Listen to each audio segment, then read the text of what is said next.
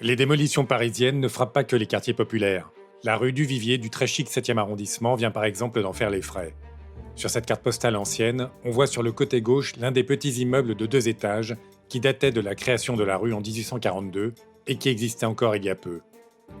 Mais 2 étages à Paris aujourd'hui, c'est un terrain quasiment vierge, une invitation à la démolition qui ne pouvait échapper aux promoteurs.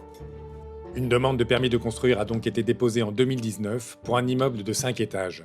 Celle-ci fut d'abord refusée par la direction de l'urbanisme qui déplorait la disparition d'un témoignage de l'histoire du quartier. Le projet, écrivait-elle, était de nature à porter atteinte au caractère et à l'intérêt des lieux avoisinants. Mais ce premier avis fut balayé, et le petit immeuble promptement démoli. À sa place, un trou béant que le cabinet Ardel-Le Bihan a été chargé de combler. On lui doit entre autres l'un des immeubles les moins bien intégrés de Paris, le siège de particulier à particulier, en plein 5e arrondissement, et la fameuse résidence étudiante qui surplombe le périphérique. Fidèle à son style, il proposera donc rue du Vivier un bâtiment hors gabarit qui portera atteinte au charme du quartier. Enfin si celui-ci sera un jour de terre, car à 25 000 € du mètre carré, aucun des appartements annoncés n'a encore trouvé preneur. Il y a fort à parier que le projet ne capote, et que le petit immeuble du 19e siècle n'ait été détruit pour rien.